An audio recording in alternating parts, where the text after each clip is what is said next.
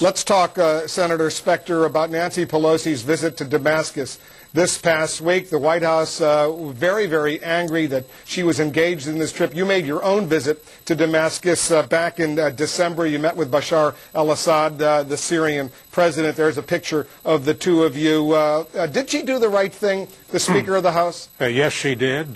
She has a very prominent role, a very prominent constitutional role in determining what's going to happen in the Iraqi war. Syria is very much involved with respect to the funding. I think had she been just a little more precise in her statement about Israel being willing to negotiate with Syria on what the conditions were, I think that there would not have been so much criticism against her.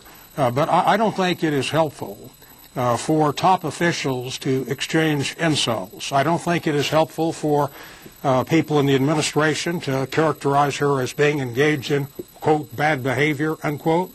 I don't think it's helpful for replies about a tantrum, although you can understand a reply with provocation. But I believe that Assad can be negotiated with. I've made 14 trips there, Wolf, in the past 2 decades, and have been able to be helpful in a number of situations, which I can document. And I think opening discussions with Syria are very, very important. And I'd rather Condoleezza Rice did it, but if not, it's up to Speaker Pelosi and Arlen, Specter, and others. What about Senator Lieberman? What do you think? I respectfully and strongly disagree with Arlen, Specter, and with Nancy Pelosi. I believe her visit to Syria was a mistake, that it was bad for the United States of America and good for the Syrians. And I say this because Syria, we're in a war. We're in a war against the Islamist terrorists who attacked us on 9/11/01. Syria is a state sponsor of terrorism. But they had nothing to do with 9/11.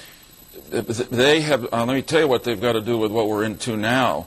The Bashar al-Assad Syrian government has allowed terrorists and arms to flow across its country into Iraq that are being used to kill Americans today. Syria has been implicated in the assassination of a very strong, popular Lebanese Prime Minister, Rafiq Hariri.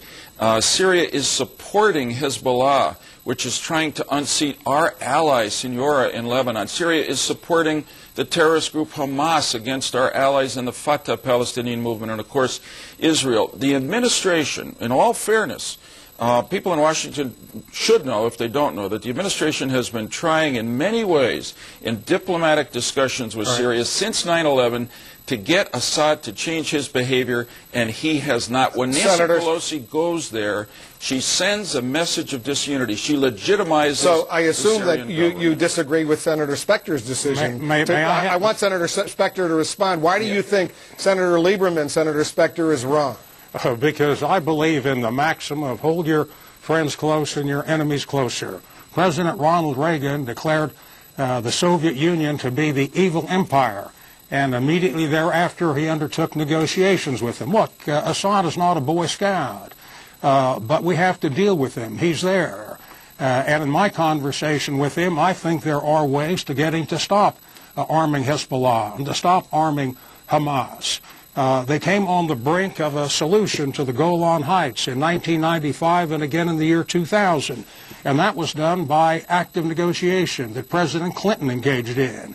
So there are ways to move through it, and to isolate them has not been successful. Let me just Very say, briefly, real briefly, I am for negotiations and discussions with the Syrians. The administration has been carrying them out. The Syrians have not changed a whit from their support of terrorism. After Nancy Pelosi's visit to Syria, the Syrian foreign minister said the Pelosi visit ended the international isolation of Syria that began after the Syrians were implicated in the assassination of Prime Minister Hariri. I'd like to see Senator Lieberman document what this administration has done on negotiations with Syria. Simply not true. Well, I know, and I know Arlen is in a position to know that there have been a lot of diplomatic discussions with the Syrians, asking them to take action against terrorism, particularly to stop the flow of foreign fighters and weapons into Iraq that have resulted in I don't think deaths there have of been any Americans. high-level meetings between the administration and the Syrian president or Yeah, foreign minister and here's or even why. the ambassador in Washington. And here's why.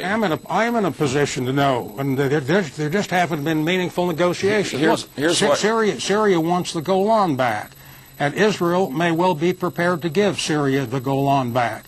That's the kind of negotiations which are meaningful. Here's the reason why there haven't been high-level discussions, because all the other quiet discussions at slightly lower levels have produced nothing from Bashar Assad. When members of Congress, and particularly the Speaker of the House, one of two highest-ranking Democrats in office in Washington, goes and says the road to Damascus is the road to peace, Bashar Assad thinks he doesn't have to change anything. He's got us exactly where he wants us, and that's in a position of disunity and danger, in my opinion. Senators, you obviously disagree on this sensitive subject, but we'll leave it there. I want to thank both of you for joining us here on Late Edition. We'll continue this conversation. Nice being with you, down Wolf, the and road. nice being with Senator Lieberman, too. Thank you. You too, Arlen. Good to have both of you here. Still